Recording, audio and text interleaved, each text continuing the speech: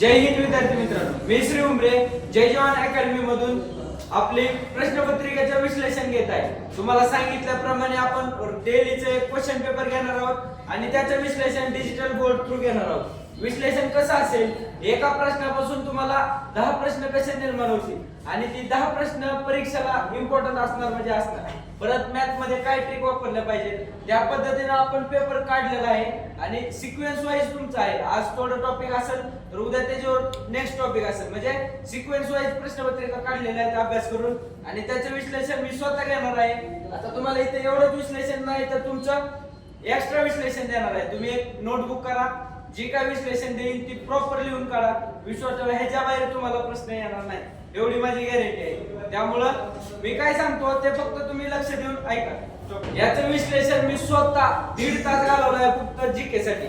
मला जे काय वाटतं की हे इम्पॉर्टंट आहे ते इम्पॉर्टंट आहे, मी स्वतः माझ्या नोट्स काढलेल्या आहेत, भरपूर नोट्स आहेत। यामध्ये तर फक्त बेसिकली माहिती आहे, ह्यात एक्स्ट्रा माहिती काय द्यायचा प्रयत्न केलेला आहे ती तुम्ही एक्स्ट्रा माहिती नक्की लिहून काढा आणि पाठ कसं शॉर्टकट मेथडनं करायचं हे पण सांगितलेलं आहे। त्यामुळे उद्यापासून आपलं लाईव्ह लेक्चर होईल। त्या YouTube ची प्रायव्हसी असल्यामुळं 24 तासानंतर लाईव्ह लेक्चर जाता येतं, त्यामुळे आजचा रेकॉर्डेड असेल, हे फक्त जीके साठी असेल। पुढचा व्हिडिओ मी मॅथ साठी बनवेल। तर आपण चालू करू। भारत आणि कोणता देश मिळून तृष्णा सॅटेलाइट लॉन्च करणार आहे? तर कोणता करणार आहे? फ्रान्स। ऑप्शन नंबर 4 काय उत्तर आहे? फ्रान्स। आपण लक्षात कसं ठेवायचं? तृष्णाला कृष्णा बनवायचं। काय बनवायचं? कृष्णा। आणि फ्रान्सला नेहमी फॅन्स बनवायचे। फॅन लोक असतात ना। आता मी काय बनवतो? रशिया म्हणजे सगळ्यात मोठा देश आहे, त्याला तसंच रिलेट करायचं। परत आयर्लंडला आय रिलेट करायचं। लक्षात येते का? म्हणजे मी जे कीवर्ड देईन तेच कीवर्ड तुम्ही फॉलो करायचे, म्हणजे त्याच्यानुसार आपण। आता अमेरिकेकडे पॉवर आहे, अमेरिकेचा जर काही प्रश्न आला तर त्याला पॉवर देश म्हणजे अमेरिका असंच फॉलो करायचं। आता जर्मनीला आपण कीवर्ड काय? जर्मनची स्टार। लक्षात येतं ना तुमच्या? कीवर्ड देईन ती कीवर्ड तुम्ही लिहून ठेवा वाटलं तर। आता मी फ्रान्स, कुठं जरी आला फ्रान्स तर मी कीवर्ड काय दिलाय? फॅन्स। मग तुम्ही फॅन लक्षात ठेवायचे। मग काय लक्षात ठेवायचे? फॅन। आता कृष्ण देव आहे आपल्याकडे, कृष्ण आहे माहित आहे। कृष्णाचे किती फॅन्स आहेत? फॅन्स म्हणजे भक्त आहेत, कृष्णाचे जास्त भक्त आहेत। तृष्णा काय आणि कृष्णा काय? कृष्णाचे काय? फॅन्स। म्हणून उत्तर काय येणार? फ्रान्स। आणि इम्पॉर्टंट आहे। आता फ्रान्सची राजधानी काय आहे माहित आहे? फ्रान्सची राजधानी काय आहे? पॅरिस। काय आहे? पॅरिस। म्हणजे फॅन लोक काय करतात? प्रेम करतात ना। पॅरिस लक्षात येतं ना, थोडं प्रेम सारखं रिलेट होतं ना, प्यार करतात। फॅन्स लोक काय करतात? आपल्या आवडत्या व्यक्तीला प्यार करतात, म्हणजे कृष्णाला प्यार करतात। करतो ना आपण सेम त्या प्रकारे। मग हे जी काय आहे? फ्रान्सची राजधानी काय आहे? पॅरिस। त्याच्यावर लक्षात ठेवायचं। पॅरिस मध्ये काय आठवतं आपल्याला? ऑलिम्पिक स्पर्धा झाल्या होत्या। ऑलिम्पिक स्पर्धा 2024। SSCGD ला प्रश्न काय येतो? डीप मध्ये प्रश्न येतो। काय येतो? तर पॅरिस या ठिकाणी किती वेळेस ऑलिम्पिक स्पर्धा झालेल्या आहेत? म्हणजे आता 2024 ची झाली, अशा किती वेळेस झालेल्या आहेत? तर 3 वेळेस झालेल्या आहेत। किती वेळेस? 3 वेळेस। लक्षात येतं तुमच्या?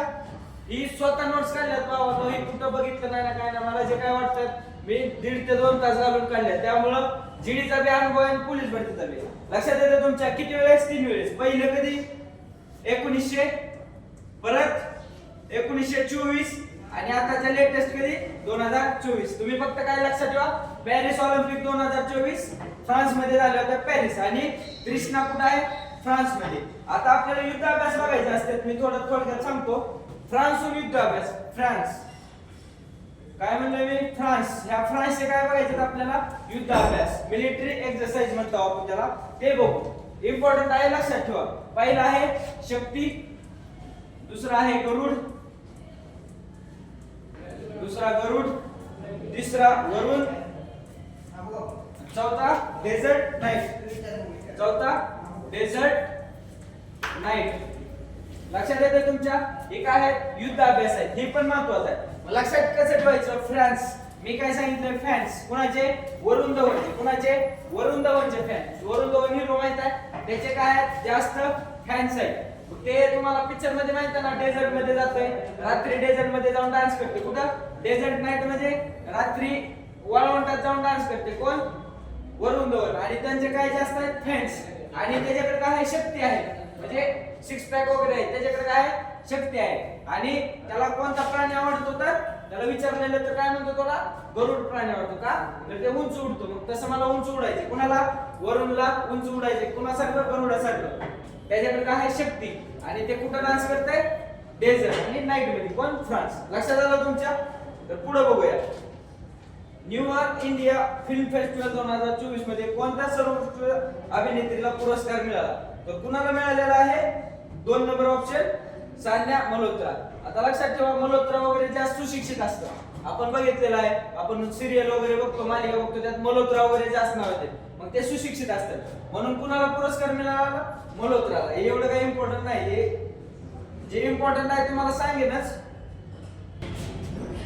तर कसा ही अंतराळ संस्था कोणत्या देशाने सुरू केली कसा आता मी काय सांगितलंय कीवर्ड आता आपल्याला काय असतं दक्षिण कोरिया कोरियामध्ये कोरीव काम आपण काय म्हणतो नक्षी वगैरे कोरीव काम कोरियाला आठवलं की आपण कोरीव काम आठवायचं काय कोरीव काम मग कसा आपण म्हणतो ना कसं छान कोरीव काम करतो तो बघतो किती छान कोरीव काम करतो कसा म्हणजे लक्षात आलं ही बी कसाच आहे ना कसा असो अगर कसा असो तुम्हाला अशी स्पेलिंग येते ना असं विचारते म्हणजे कसा म्हणजे लक्षात आलं कोरीव काम कोण करतो दक्षिण कोरिया लक्षात आलं तुमच्या आणि याची राजधानी काय आहे सोल दक्षिण कोरियाची राजधानी काय आहे सोल लक्षात आलं परत कोणत्या राज्यातील नागा पक्षी अभयारण्य व नागरी पक्षी अभयारण्य यांचा रामस्थळ तलावाच्या याने समावेश करण्यात आला आहे लक्षात ठेवा रामस्थळ स्थळ एकदम इम्पॉर्टंट आहे हॉट क्वेश्चन असतो एसएससी ची तर येतं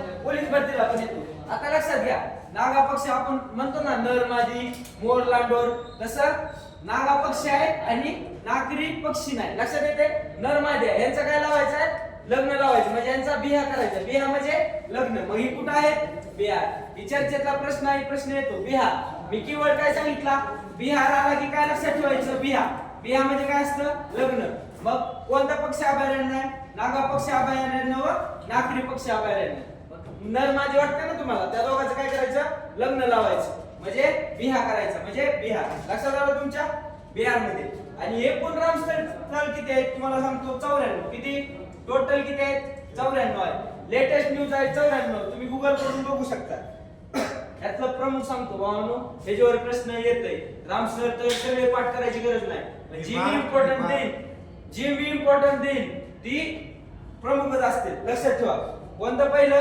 सुंदरबन कोणतं सुंदरबन कुठं आहे पश्चिम बंगाल वेस्ट बेंगॉलला दुसरं कोणतं वेम्बनाड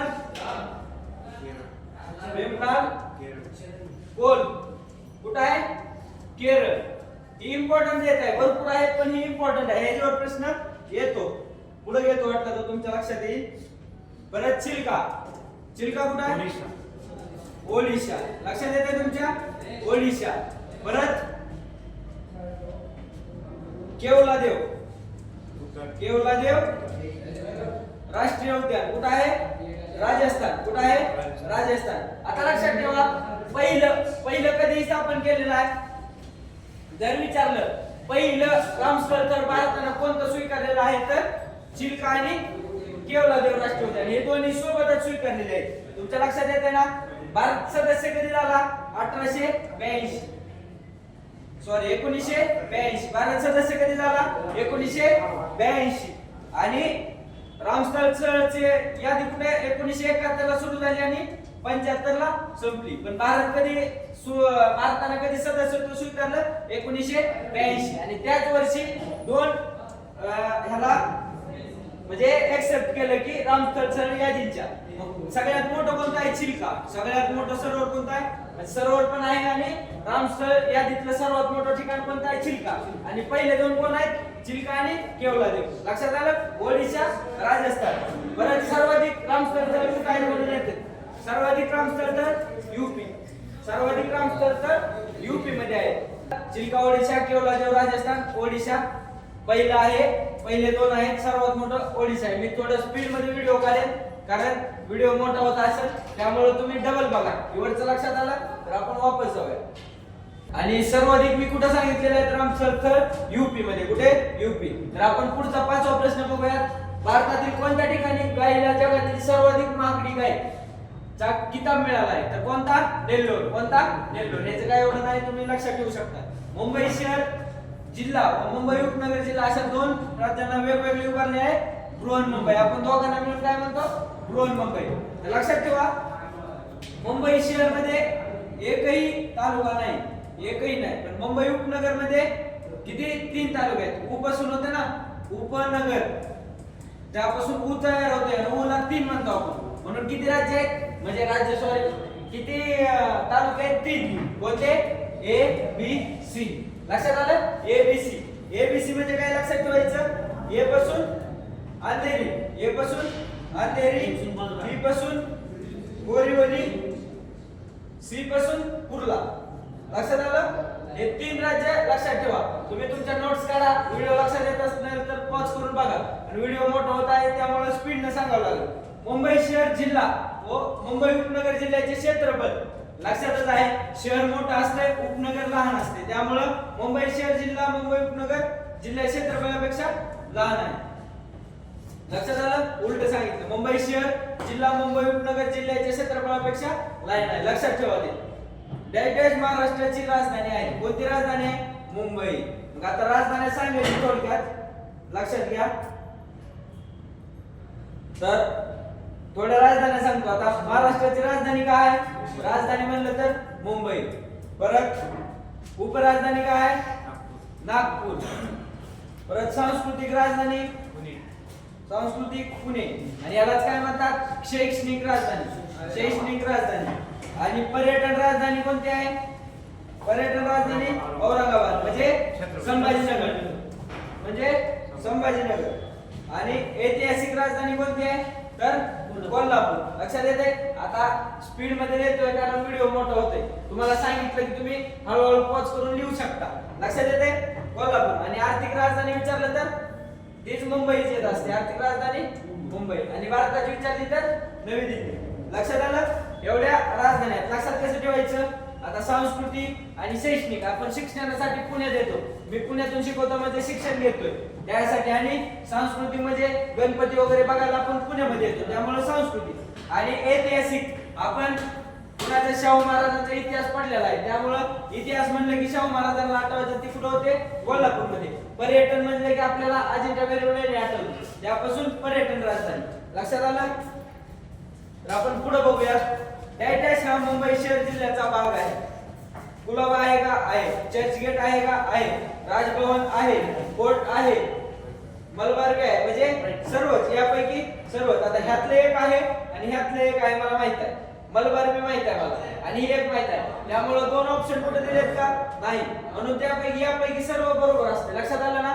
ह्या एक मध्ये जर तुम्हाला माहिती असेल आणि मुंबई सेंट्रल बी मुंबईमध्ये येते आणि कुलाबा बी येते. बाकीचं तुम्हाला काय माहित नाही. 2 ऑप्शन तर इथे दिसले. 3 बी बरोबर, 1 बी बरोबर. तसा ऑप्शन नाही. त्यामुळे ऑप्शन काय यायला पाहिजे? यापैकी सर्व बरोबर. बरोबर उत्तर काय आहे? यापैकी सर्व बरोबर. म्हणजे सर्वच आहे तुमच्याकडे. तर आपण लक्षात ठेवू.